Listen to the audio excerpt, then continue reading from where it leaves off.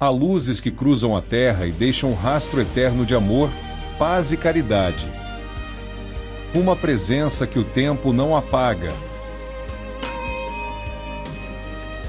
Chico para sempre.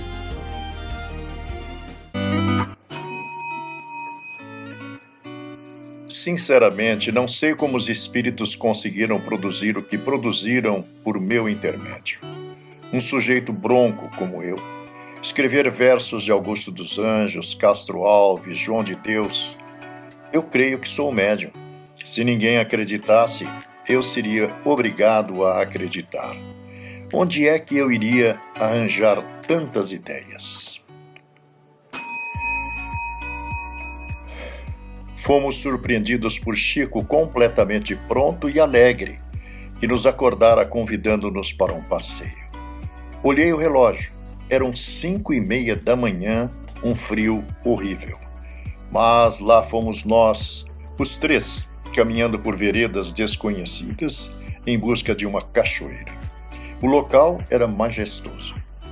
Assentamo-nos numa grande pedra e Chico, em tom coloquial, informou-nos da presença de vários espíritos, homens, mulheres e crianças, num ritual. Perguntei: eles nos veem, Chico? Registram nossa presença? Emmanuel esclarece que são espíritos simples, ingênuos. Pelo nosso calendário, poderíamos dizer que encontram-se ainda no século XV, no mundo que lhes é próprio. Nós não existíamos. Eles não nos veem e encontram-se em fase evolutiva bem acanhada. São índios que habitavam essas glebas. Compreendemos perfeitamente a situação daqueles espíritos. No mundo espiritual, há a superposição de dimensões, de locais, de estados mentais. Cada um se situa na esfera mental que lhe é devida. Eu tinha 4 anos de idade quando voltei da cidade de Matozinhos, perto de Pedro Leopoldo, onde nasci, em companhia de meus pais e de meus irmãos. Meus pais haviam assistido às cerimônias religiosas que naquele tempo eram consideradas de praxe para todas as famílias católicas. Havíamos caminhado 11 quilômetros. Chegamos em casa numa noite bastante fria, com chuva. Meus irmãos se dirigiram logo para o descanso. Minha mãe, naturalmente preocupada com problemas de saúde, trocou-me a roupa e, como eu estava fatigado, levou-me à cozinha onde fora fazer um café para o meu pai. Enquanto esperava o café que se fazia, meu pai começou a falar a respeito de um problema de aborto que havia ocorrido com uma de nossas vizinhas. Uma criança havia nascido fora do tempo e meu pai, que não havia atingido a verdade toda sobre o assunto, discutia com minha mãe a respeito. Nesse instante, eu ouvi uma voz e então transmiti para meu pai. O senhor, naturalmente, não está muito bem informada com respeito ao caso. O que houve foi um problema de nidação inadequada do ovo, de modo que a criança adquiriu posição ectópica. Meu pai arregalou os olhos e disse para minha mãe: "Que é isso, Maria? Esse menino não é o nosso. Trocaram essa criança na igreja enquanto nós estávamos na confissão." E me perguntou onde vinha aquela informação sobre nidação, o que vinha a ser ectópico, o que vinha a ser implantação. Eu não sabia explicar coisa nenhuma, porque falei que uma voz me dissera.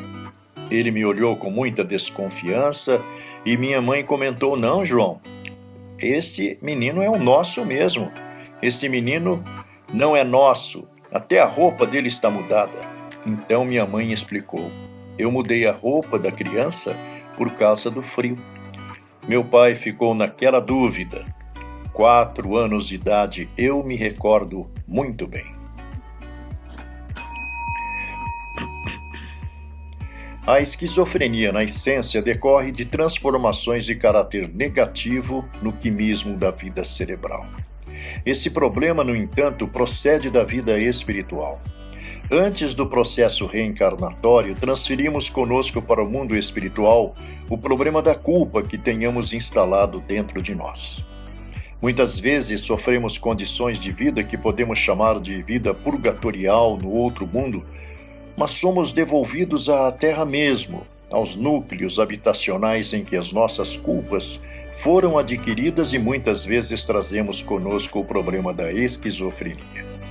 Quando o processo está muito violento, ele se manifesta na própria criança, mas, na maioria dos casos, a esquizofrenia aparece depois da puberdade ou logo após a maioridade física da criatura.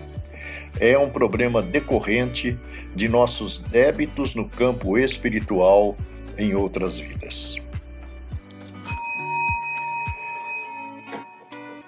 Creio que na maioria dos casos em que despertamos após o sono comum com determinadas soluções prontas para problemas que nos inquietavam, isso se deve ao amparo de espíritos amigos e benfeitores que nos estendem auxílio quando a nossa mente repousa entre as atividades de vigília. Aliás, não nos seria lícito esquecer que os magnetizadores, mesmo entre nós, os espíritos encarnados, conseguem prestar valioso auxílio aos companheiros por eles magnetizados, enquanto se encontram esses no estado de hipnose, sem que eles, os magnetizados, conservem pelo menos temporariamente qualquer lembrança dos benefícios recebidos. Quando buscamos a autodestruição, quando perpetramos o homicídio conscientemente, nós dilapidamos em nós mesmos determinadas estruturas do nosso corpo espiritual. Passamos então à condição de criaturas claramente alienadas do ponto de vista do equilíbrio mental na vida próxima. Sem o corpo, somos hospitalizados em cidades, colônias do mundo espiritual pela benemerência de nosso Senhor Jesus Cristo, através dos mensageiros, como verdadeiros doentes mentais em estado grave. E tão somente o regresso ao corpo físico pode operar em nós, isto é, facultar-nos a possibilidade da reestruturação daqueles mesmos implementos do corpo espiritual que nós destruímos. Chico estava profundamente quieto. Pelo convívio, sabia que ele estava em contato com o plano espiritual. Ele baixinho disse: limite-se a orar, depois conto. O trajeto feito antes 30, 40 minutos de tempo demorou mais de 4 horas. Após o desembarque, caminhando para o hotel, Chico relatou-nos suas observações. 2 recém-desencarnados agarravam freneticamente as bordas do barco. Ele supôs que estavam pedindo socorro quando Emmanuel lhe esclareceu. São suicidas extremamente voltados ao mal. Estão tentando sossobrar o barco. Já tomamos as providências devidas. Chico continuou seu relato. Além desses, havia outros suicidas, uma verdadeira corte de seres monstruosos e vítimas de assassínios que foram jogados ao mar. A presença de Emmanuel e dos missionários da caridade levou-os a postos de socorro. Chico falou que foram os momentos até aquela época mais difíceis para ele. Apesar da sua interveniência entre os 2 planos, ele jamais constatara dramas tão dolorosos. O Chico foi solicitado a entrar em certa residência nos arredores de Pedro Leopoldo. Os donos da casa, vivendo vida descuidada, sem oração e vigilância, desejavam conversar com o médium. O Chico atendeu-os. Ao entrar, viu sobre a mesa um lindo cacho de bananas maçã, justamente as de que mais gosta. Desejou pelo pensamento que lhe oferecessem uma, pelo menos, mas a conversa veio sobre um assunto sério e o desejo foi esquecido.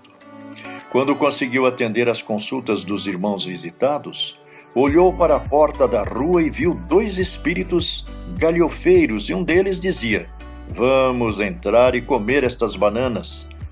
O outro atendeu e ambos entraram. Comeram as bananas e saíram. Surpreso pelo acontecido, Chico pede a Emmanuel uma explicação e seu guia explica: isso acontece com as casas cujos moradores não oram nem vigiam. Agora, essas bananas desvitaminadas apenas farão mal aos que as comerem, em virtude de se acharem impregnadas de fluidos pesados.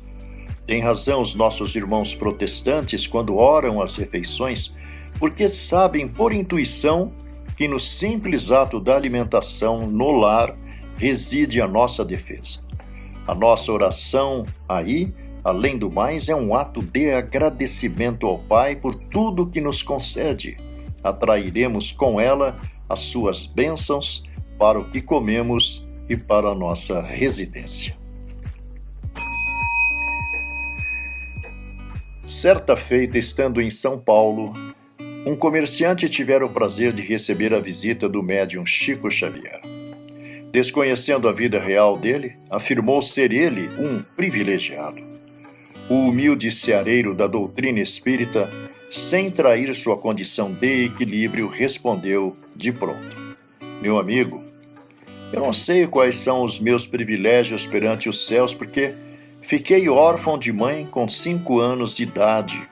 Fui entregue à proteção de uma senhora que durante quase 2 anos, graças a Deus, me favoreceu com 3 surras de vara de marmelo por dia. Empreguei-me numa fábrica de tecidos aos 8 de idade e nela trabalhei 4 anos seguidos, à noite, estudando na escola primária durante o dia.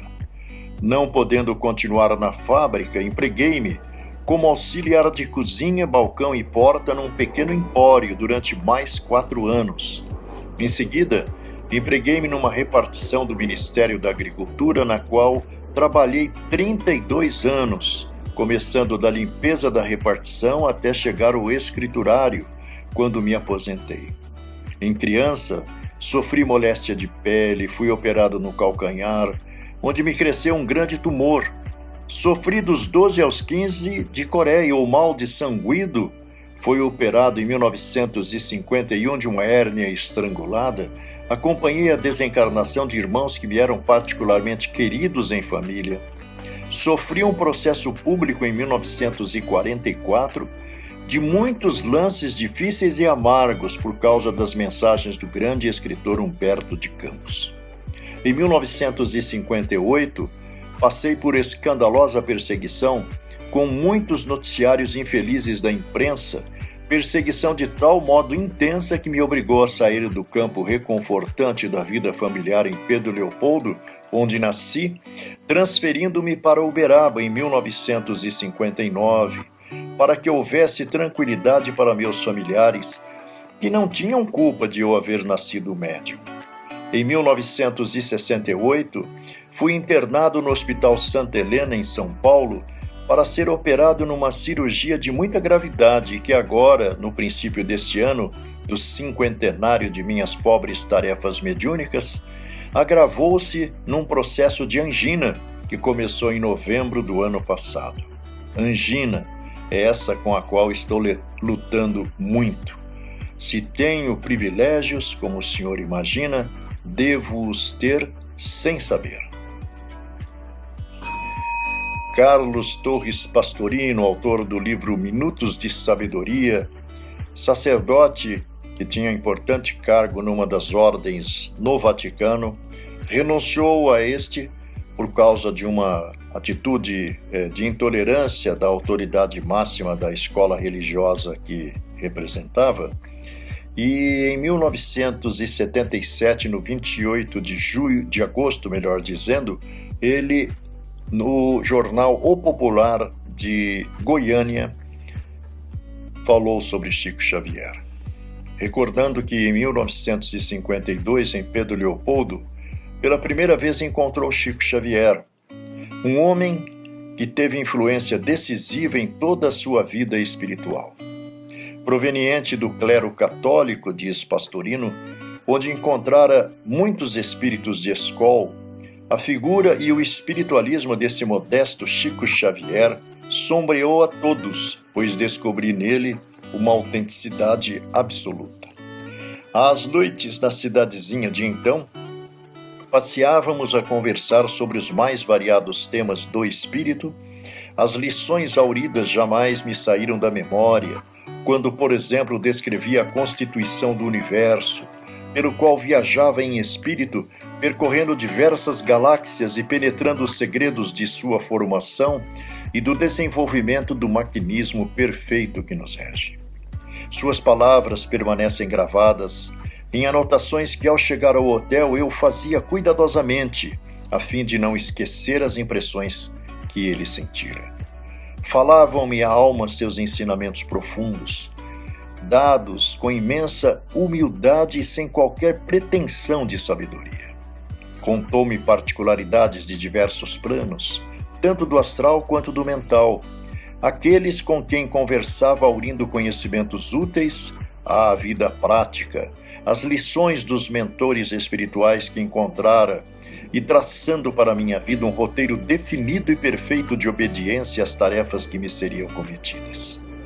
Desde essa época, considero Chico um luminar, cuja luz me guia através de todos os percalços humanos. Jamais esquecerei sua palavra quando disse de minha intenção de fazer nova tradução do original grego dos Evangelhos. Pastorino, antes disso, procure traduzir o Evangelho em sua vida, pois essa tradução será muito mais útil a você e aos outros. Por essa razão, só 10 anos mais tarde, depois de tentar pôr em prática seu ensinamento, é que me dispus a iniciar o trabalho. Nenhum outro ser humano teve sobre mim tanta influência quanto Chico Xavier, e faço de tudo o que dele ouço e leio uma norma de vida, embora com imperfeições. Mas, dos primeiros degraus em que me encontro, olho para ele, que já está quase no patamar superior, como um modelo fulgurante, apesar de muito difícil de ser imitado. Eis o que, em cerca de 30 linhas, pude dizer. Mas, segundo o Pastorinho, Chico bem que merece um livro inteiro, e talvez ainda um dia aconteça esta obra.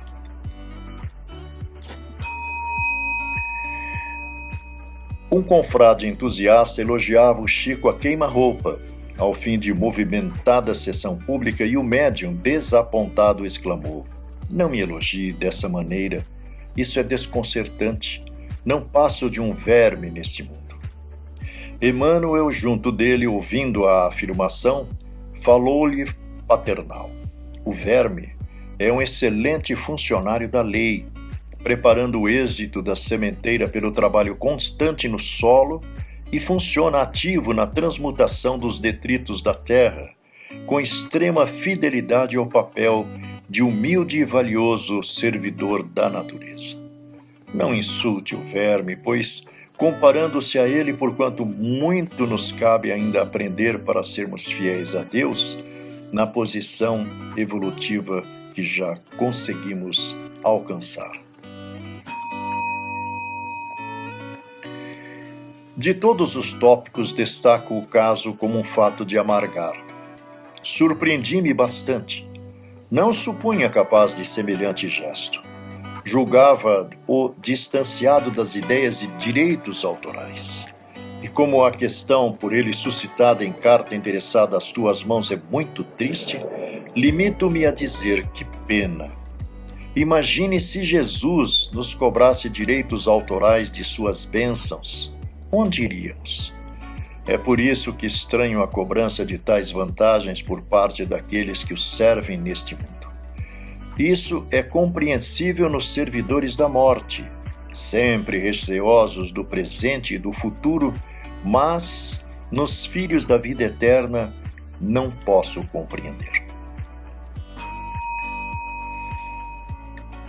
Numa sessão realizada no Centro Espírita Dias da Cruz, em Caratinga, Minas Gerais, em março do mesmo ano, Henrique Magalhães, colaborador daquela revista, conta-nos o seguinte: a seguir, encontraram-se a materialização de Chico Xavier, o qual falou conosco em linguagem bem conhecida, abraçando-nos bem como a uma sua sobrinha que também se encontrava no local. Esta última encarnada. Foi a primeira vez em minha vida que abracei um espírito materializado, cuja criatura, Chico Xavier, ainda está vivendo entre nós com a graça de Deus, pois ainda muito esperamos do seu labor. A ação extracorpórea do homem encarnado, explica Alexandre Aksakov, pode ir até o desdobramento do organismo, ostentando um simulacro de si mesmo, o qual se torna ativo durante certo tempo, independentemente do seu protótipo, e apesar de apresentar atributos ou tributos incontestáveis de corporeidade.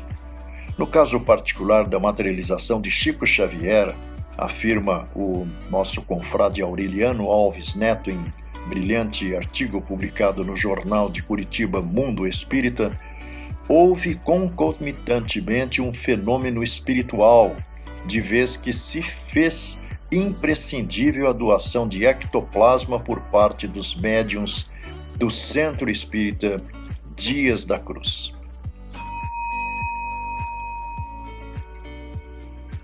Certa manhã de sol, ao ver o médium muito triste sentado à porta de casa, Emmanuel pôs-lhe a mão no ombro e disse: procure reagir. Sua enfermidade é tanto do corpo como do espírito. Não desanime. Se Deus quiser, vai ficar bom. Ao dormir, lembre-se de mim. Vou levar seu espírito a um lugar muito lindo. Lá, você será medicado. Ao deitar-se, Chico não se esqueceu do compromisso com o amigo.